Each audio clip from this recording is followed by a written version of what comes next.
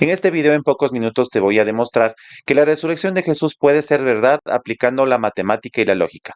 Comencemos. ¿Te has preguntado alguna vez si la resurrección de Jesús pudiera ser probada con probabilidad o matemáticas? Pues hoy voy a hacer algo que casi nadie intenta.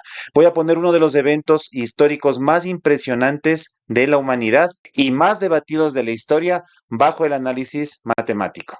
Y muchos dicen que fue un mito, otros dicen que simplemente es fe ciega, pero ¿qué pasa si realmente usamos criterios racionales para probar la resurrección de Jesús? Y voy a comenzar explicándote paso a paso cómo vamos a ir construyendo esta idea de análisis lógico-matemático. Primero presentaremos el razonamiento abductivo y luego presentaremos la hipótesis sobre la que aterrizará esta investigación. Luego presentaremos pruebas y datos históricos que avalen lo que estamos exponiendo. Luego asignaremos porcentajes. Como siguiente paso presentaremos la fórmula, procesaremos los cálculos y finalmente tendremos una conclusión muy interesante que podrás ver hoy mismo. Antes, una aclaración. No estoy diciendo que las matemáticas prueban milagros directamente, sino me refiero a que pueden ayudarnos a comparar explicaciones. Entonces, la resurrección no es como tal el problema, sino el punto desde el cual comenzamos a calcular. Y tenemos que conversar necesariamente con un paso importante que es dividir las ciencias experimentales del razonamiento abductivo. Y las ciencias experimentales se usan principalmente cuando puedes repetir un fenómeno, observarlo directamente o hacer experimentos con él. Tienes varios ejemplos como la física, la química, la biología. Aquí usas experimentación, medición, predicción, diversas cosas para principalmente comprobar. Y por otro lado tenemos el razonamiento abductivo, que es en concreto la inferencia a la mejor explicación posible. Y este se usa precisamente cuando no puedes repetir un evento clave. Te voy a dar un ejemplo. Si tú quieres demostrar que hace 3 meses estuviste en el banco haciendo una transacción, sencillamente no puedes repetir los hechos. Y como no lo puedes hacer, tienes que recurrir a ciertos recursos, como por ejemplo cámaras, testigos, depósitos, etcétera. Y también las consecuencias de esto, por ejemplo, los comprobantes, las papeletas, las firmas que haya posteriores, para qué se utilizó el dinero, entre otras cosas. Y para este ejercicio vamos a utilizar en concreto el teorema de Bayes. Y para comenzar el desarrollo te quiero decir que muchos dicen que no hay pruebas de Jesús, pero eso ignora realmente cómo funciona la historia, sobre todo la historia antigua, ya que tenemos fuentes externas al cristianismo como por ejemplo Tácito, Plinio, Josefo, entre muchos otros. Y antes de introducirnos ahora piensa esto, aceptamos sin ningún problema personajes como por ejemplo Julio César, Siddhartha Gautama, Lao Tse, Pitágoras, con muchísima menos evidencia tanto histórica como documental de su propia existencia. Y los aceptamos sin ningún problema. Y por eso hoy vamos a hacer algo distinto, vamos a usar las probabilidades. Y aplicar este tipo de métodos hacen precisamente que no sea una fe ciega. Y te quiero explicar ahora paso a paso en qué consiste la fórmula de Bayes. Y ahí tienes la fórmula y te voy a explicar el significado de cada parte, pero ya adaptado realmente al tema teológico. En la parte izquierda tenemos PHE, que significa Cristo resucitó dado lo que vemos. Luego tenemos en el numerador en la parte derecha PEH, que significa esperaríamos esto si Jesús resucitó. Luego tenemos PH, que significa qué tan probable parecía antes del suceso. Y en el denominador tenemos PE, que significa qué tan raro es ver esta evidencia en términos generales. Y lo que vamos a hacer con esta fórmula es introducir porcentajes de probabilidades. Y para esto tenemos que estructurar el argumento. El consenso académico sobre Jesús es amplio, ya que no tiene solo fuentes cristianas que son muy vastas, sino también fuentes extrabíblicas y extracristianas, como por ejemplo las mencionadas por Tácito, Flavio Josefo, Plinio el Joven, Suetonio, Luciano de Samosata, Maravar Serapión, Talo, Flegón de Trales, entre otros. Y a esto le vamos a llamar convergencia de fuentes independientes, ya que estos historiadores no cristianos aceptan ampliamente que Jesús existió, que fue crucificado, que existió un movimiento temprano y sus seguidores creían que realmente había resucitado. Y en este punto hay que ser concreto. Incluso podrías aquí rechazar la teología, pero definitivamente no puedes rechazar la historia. Y a continuación voy a asignar porcentajes a cada uno de los hechos que vamos a ver en torno a la resurrección de Jesús. Estos porcentajes que verás a continuación son los que yo considero adecuados, dadas las evidencias y hechos históricos que se pueden evidenciar. Pero precisamente la validez del estudio está en que tú puedes cambiar los porcentajes, no solo a tu gusto, sino que tienes que tener un respaldo del cambio que estás realizando. Por eso yo te voy a presentar el respaldo que yo tengo para cada uno de los porcentajes que estoy poniendo en la fórmula. Y primero tenemos la crucifixión bajo Poncio Pilato. Esta realmente es el ancla de la historia. Es un hecho incómodamente cierto para los cristianos primitivos, ya que un Mesías derrotado era realmente un escándalo. Y esta variable bayesiana actúa como el punto de partida de la trayectoria de baja probabilidad para un movimiento mesiánico, y es considerado como un hecho inconmovible para muchos historiadores. Y es ampliamente el hecho mejor atestiguado de la vida de Jesús. Y en términos probabilísticos, la crucifixión es un hecho necesario y una condición necesaria, ya que sin una muerte real no hay simplemente resurrección. Y aquí hay que destacar la eficiencia romana en las ejecuciones en el primer siglo. Y esto realmente hace que la probabilidad de supervivencia en un acto de crucifixión sea realmente cero. También tenemos el entierro en una tumba identificable y la probabilidad de historicidad es del 85 al 95%, ya que si el cuerpo se hubiera perdido en una fosa común, que también era un destino habitual para los condenados y muertos por crucifixión, la proclamación de la resurrección en Jerusalén habría sido realmente imposible de sostener.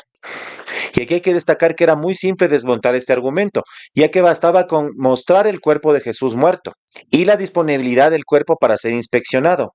Y esto reduce drásticamente la posibilidad de una alucinación colectiva, ya que este hecho de alucinación colectiva es el propuesto por muchos escépticos y ateos, ya que si los discípulos hubieran simplemente tenido visiones, era tan fácil de desmontar, ya que sus enemigos simplemente podrían haber exhumado el cadáver para terminar con este problema. Pero como no sucedió, le voy a asignar una probabilidad de historicidad del 85 al 95%. Luego tenemos el descubrimiento realizado por mujeres.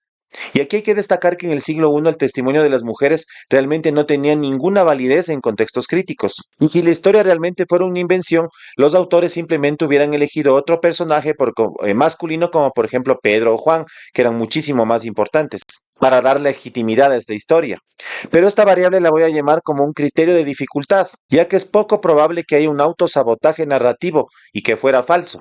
Y por eso la probabilidad de historicidad la voy a ubicar en un 90%. Luego tenemos las apariciones post-mortem, que son múltiples y diversas. Y aquí tenemos que Jesús se les apareció y ha resucitado con un cuerpo glorificado a varios testigos, como por ejemplo Pedro, María Magdalena, los 12 y los 500 hermanos que se narran en las Escrituras. Y a esto lo ubico con un porcentaje de probabilidad del 95%. Luego tenemos un hecho muy importante, que es la conversión de Pablo. Y aquí voy a ubicarle una probabilidad de historicidad del 95%.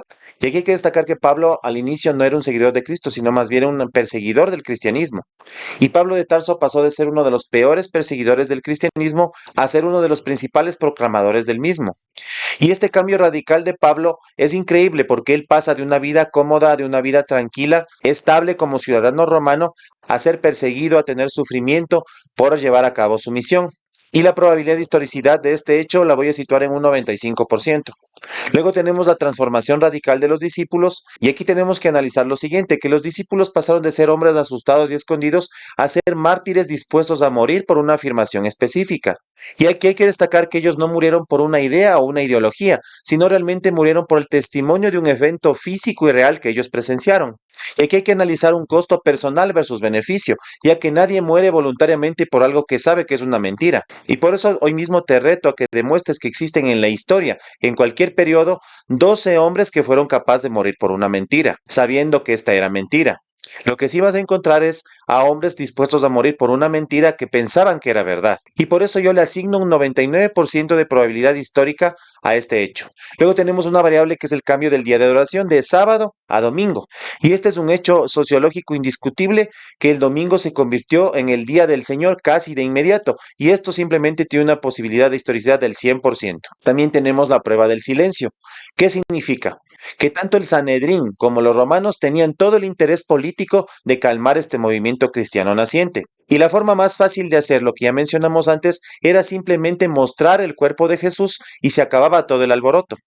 Y el hecho de que ellos no pudieran refutar la resurrección de Cristo mostrando su cuerpo en la misma ciudad donde fue ejecutado es una evidencia circunstancial poderosa de este hecho. Y le vamos a dar una probabilidad de historicidad del 85%. Y finalmente tenemos la existencia de credos prepaulinos o fórmulas de fe. Y hay que destacar que la proximidad temporal del credo paulino, que data tan solo de 2 a 5 años después de la resurrección de Cristo, y esto simplemente destruye el mito de que la resurrección de Cristo haya sido una construcción que fue evolucionando durante varias décadas. Y este credo tú puedes encontrarlo en 1 Corintios 15 del 3 al 7.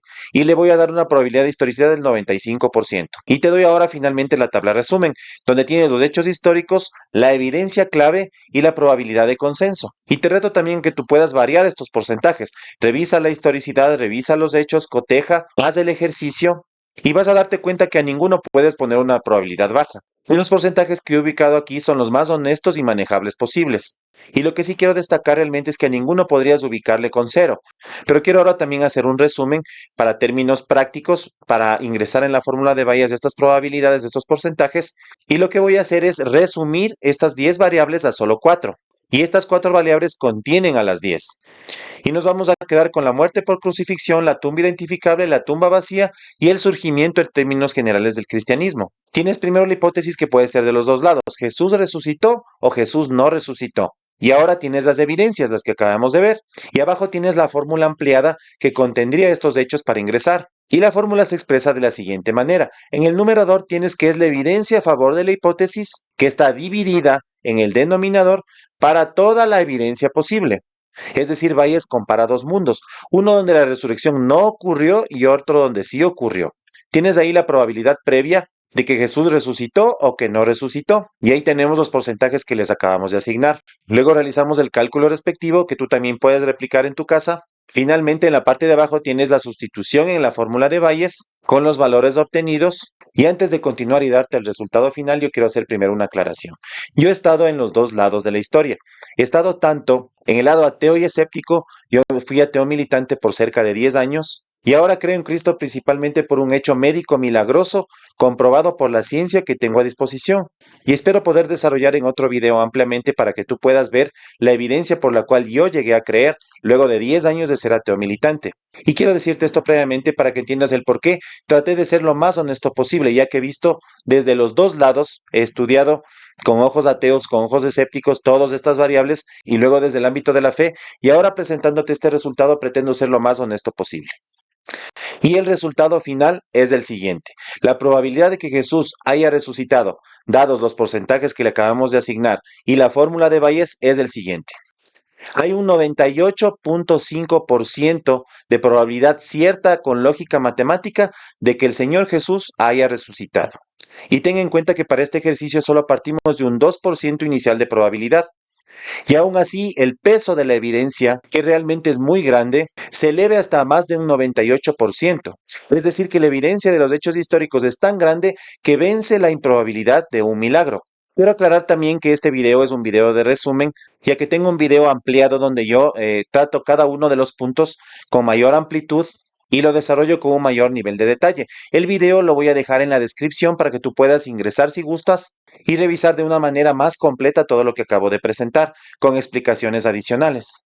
Y para cerrar, quiero decirte que si aplicamos las matemáticas de la probabilidad a la historia, nos enfrentamos simplemente a un dilema. O aceptamos que ocurrió un evento realmente sin precedentes, o aceptamos que todos los eventos que te acabo de presentar ocurrieron simplemente de forma simultánea para crear la ilusión perfecta de una resurrección. Y te vas a dar cuenta con conciencia y analizando fríamente todo esto, que la probabilidad de que la resurrección haya ocurrido es realmente alta. Y también hay que decir que una de las condiciones del teorema de Bayes es que la explicación más simple es la que tiene mayor poder explicativo. Y así la resurrección no es solo una cuestión de fe, es la conclusión matemática más sólida ante los hechos que incluso historiadores ateos aceptan. Y hasta aquí el video de hoy. Espero que puedas analizarlo con detenimiento. Como te digo en la descripción del video, yo voy a dejarte el enlace al video donde yo explico más ampliamente este estudio. Y si tú deseas, puedes contrastar todo lo que yo estoy presentando. Finalmente quiero agradecerte por llegar hasta aquí. Mi nombre es Juan Santiago. No te olvides de darle like, de compartir y de suscribirte para que puedas ver más contenido como este. Y finalmente quiero decirte que si eres ateo, escéptico o eres de otra religión, consideres la posibilidad de Cristo. Y te animo a que revises estos resultados y los contrastes. Además, estaré dejando en la caja de descripción el resumen condensado en un lenguaje de programación que utiliza el programa R, un programa utilizado comúnmente en economía y estadística inferencial y en el ámbito científico en general para realizar estudios de este tipo. Finalmente te doy nuevamente las gracias y quiero decirte que Jesucristo es el Señor. Él resucitó.